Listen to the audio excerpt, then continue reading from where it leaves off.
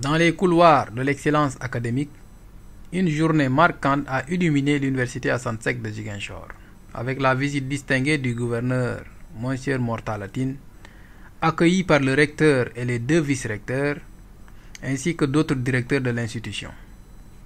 Le gouverneur a entamé une immersion au cœur de l'université explorant ses chantiers en finition et ses centres d'excellence. La délégation a commencé par le campus numérique francophone, une vitrine technologique témoignant l'engagement de l'UAEZ envers l'innovation éducative. Le centre d'employabilité a également captivé l'attention, offrant un aperçu des initiatives visant à préparer les étudiants à leur intégration professionnelle.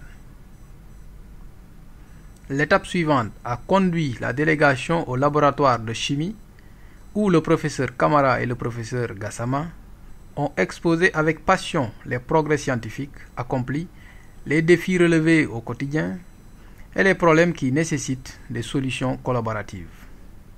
Traditionnel ethnobotanique que les gens utilisent traditionnellement les plantes, pour justifier ça scientifiquement, leur utilisation donc, au niveau médical.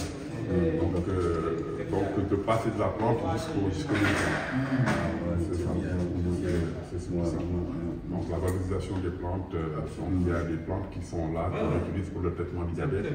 Donc on arrive à prouver que ces plantes ont une activité antidiabétique et qu'on isole des molécules et on reteste encore ces molécules. Est-ce que vous les vulgarisez? Oui. Alors c'est ça le...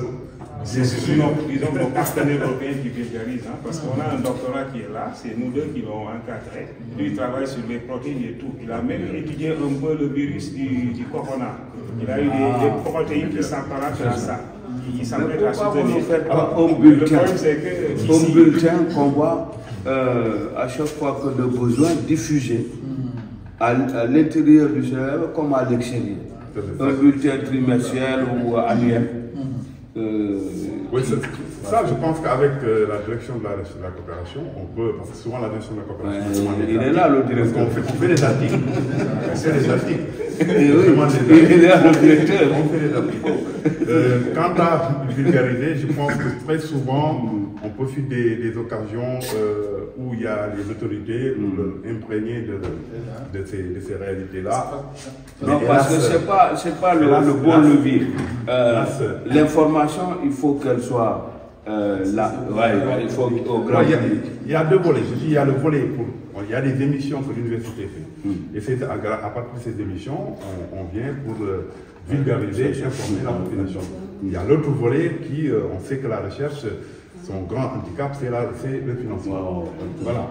Et je parle d'une plante qui est là, et cette plante-là, nous avons démontré son activité antidiabétique. On veut aller dans le sens d'un brevet, mais on a sollicité le ministère de la Santé, le ministère de l'Enseignement supérieur, tout ça, pour un financement de 5 millions seulement, pour faire des tests bio, et on ne l'a pas eu.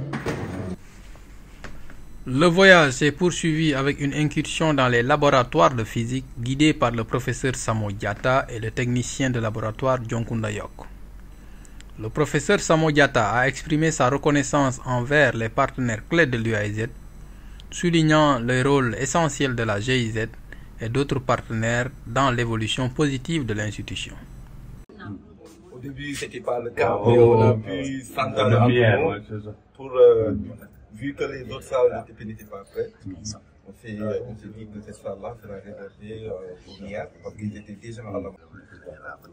Donc, vous pouvez constater vous-même la différence. Et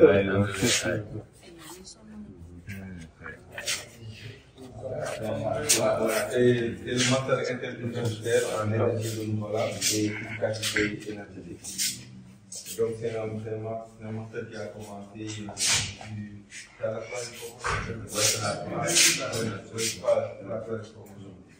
donc là, quand même, c'est l'occasion de féliciter le GIZ qui a accompagné le ministère et qu'on a eu pas mal de